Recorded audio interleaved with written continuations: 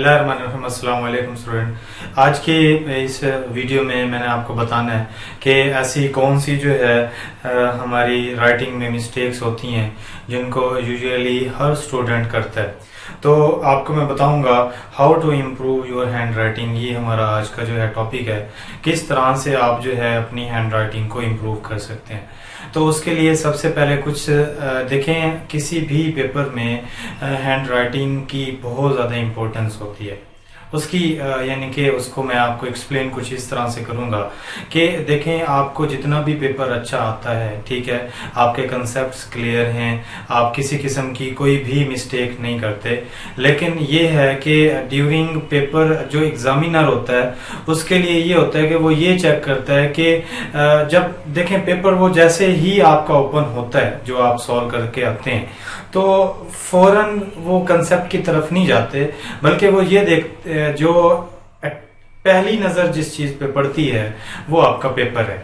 ठीक है, अगर आपका पेपर अट्रैक्टिव होगा, दिखने में अच्छा, आसान सी लैंग्वेज में अगर मैं आपको बताऊं, दिखने में अगर आपका पेपर अच्छा है तो उसका अलग एक इम्प्रेशन जाएगा। ठीक है, क्योंकि अगर आपने एग्जामिनर को इम्प्रेस कर लिया, ऐसे पेपर आप देख सकते हैं कि आपको नजर आ रहे होंगे कि जो पेपर आपके पास जो है जिनके इम्प्रेशन सही नहीं होते और उसके अलावा जो है उनकी राइटिंग बेस्ट नहीं होती, बेशक उनके कंसेप्ट ठीक है, लेकिन हम ये नहीं कह सकते कि वो उस स्टूडेंट के इक्वल मार्क्स गेन करेंगे जिसकी राइटिंग बहुत ज्यादा बेस्ट है।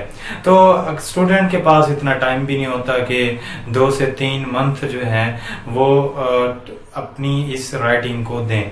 तो उसके लिए कुछ स्टेप्स जो हैं इनिशियल स्टेज पे वो मैं आपको बताऊंगा कि उनको आपने यूज करना है और उन्हीं के जरिए जो है स्टेप वाइज आपने आगे जाना है। ये अभी शॉर्ट मैंने आपको बताया, नेक्स्ट जो है फिर आपको डिटेल से किस तरह से राइटिंग को इम्प्रूव किया जाता है वो आपको मैं बाद में बताऊंगा।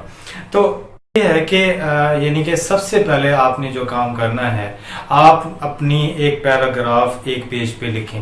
ठीक है, उस पेज पे लिखने के बाद आप ये चीज चेक करें कि आपके पास कौन कौन से ऐसे वर्ड हैं जो आप अच्छे से नहीं बना पाते। फॉर एग्जांपल, अगर आप जो है स्मॉल ए सही तरीके से नहीं बना पाते, स्मॉल बी सही तरीके से नहीं बना पाते, तो उनको आप एक नीट तरीके से एक अलग पेज पे आप लिख लें। ठीक है, उसके बाद फिर आपने क्या करना है, ये आपको मैं पहला स्टेप बता रहा हूं जिसको आपने यूज करना है। ये थोड़े से ट्रिक्स हैं, शॉर्ट्स जो आपको बताए जा रहे हैं। ये मतलब पूरी राइटिंग आप इससे नहीं सीखेंगे, लेकिन पेपर पैटर्न अच्छा हो जाएगा, क्योंकि पेपर प्रेजेंटेशन का हमारा टारगेट है कि किसी तरीके से स्टूडेंट का पेपर प्रेजेंटेशन की जो इम्प्रेशंस हैं वो अच्छे हो जाए। तो ये है कि आप उन वर्ड्स को लिख लें। उन वर्ड्स को लिखने के बाद जो है जो अल्फाबेट के हैं उनको जो है आप बार बार आराम से लिखें, जो इंग्लिश का एक 4 लाइंस वाला जो रजिस्टर होता है उस पे। ये स्टेप 1 है। स्टेप 2 ये है कि आपने ये करना है कि काफी स्टूडेंट ये उनकी लाइनें सीधी नहीं होती। ठीक है, अब देखें, लाइनें तो हमारे खुद के हाथों में है ना, आप चेक कर सकते हैं कि किस तरह से आप जो है एक लाइन को आगे की तरफ लेके जाते हैं। ठीक है, आगे आपकी लाइन जा रही होती है तो बिल्कुल एक स्ट्रेट लाइन में हो। स्टूडेंट क्या करते हैं, कुछ वर्ड उस लाइन से ऊपर होते हैं, कुछ उससे नीचे होते हैं, तो ये भी एक प्रॉब्लम होती है कि हालांकि ये जिसकी राइटिंग अच्छी हो या किसी की राइटिंग अच्छी ना हो, ये तो सब काम कर सकते हैं, एक लाइन में तो लिख सकते हैं ना। अल्फाबेट किस तरह से बनाते हैं वो एक अलग बात है। स्टेप 2 ये है कि आपके स्टेप्स बेहतरीन होने चाहिए, यानी कि जो जो आप स्टेप्स बनाएं, ठीक है, स्टेप साइज हों आपके वो भी, यानी कि एक प्रॉपर जो है एक उनमें जो है स्पेस जो है उसकी वो भी जो है सेम होनी चाहिए। ये ना हो कि अगर आप लिख रहे हैं my name is Mohammad Kaiser, तो माई और नेम के दरमियान में जो स्पेस हो वो भी सेम हो। ठीक है, और आगे मोहम्मद और नेम के दरमियान में जो स्पेस हो वो भी सेम होनी चाहिए। तो मैं कहना ये चाह रहा हूँ कि वर्ड्स जो हैं वो सेम साइज के होने चाहिए, तो ये भी आपने इस बात का ख्याल रखना है। नंबर 3 पे जो आपने देखना है कि आपने एंगल एक रखना है। 3 तरह के एंगल होते हैं राइटिंग में, जरा आप मेरी फिंगर्स को देखें। ठीक है, कुछ लोग इस तरह से लिखते हैं, यानी कि उनकी राइटिंग ऐसे चलती है। ठीक है।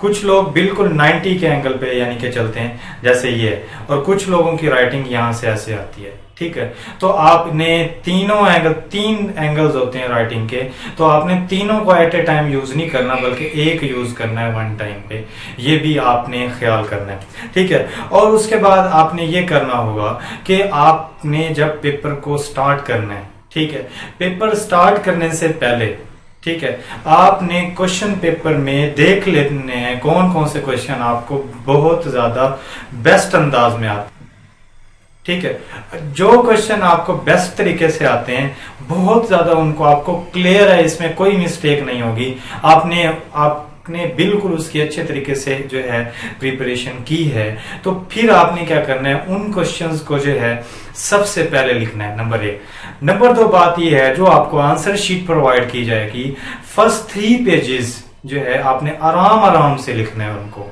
ठीक है, तेजी के साथ नहीं लिखना, टाइम को मैनेज करते हुए, ताकि जो स्टार्टिंग पे एग्जामिनर की जब नजर पड़े पेपर पे, तो वो उसका दिल में वो ये ना सोचे कि ये जो है ऐसा स्टूडेंट है जिसका मतलब, हालांकि आपने सही लिखा होगा, बिल्कुल बेस्ट तरीके से आपकी प्रिपरेशन थी, आपने पेपर अच्छे अंदाज से किया, लेकिन होता क्या है कि स्टूडेंट पेपर को सही तरीके से अटेम्प्ट नहीं करते।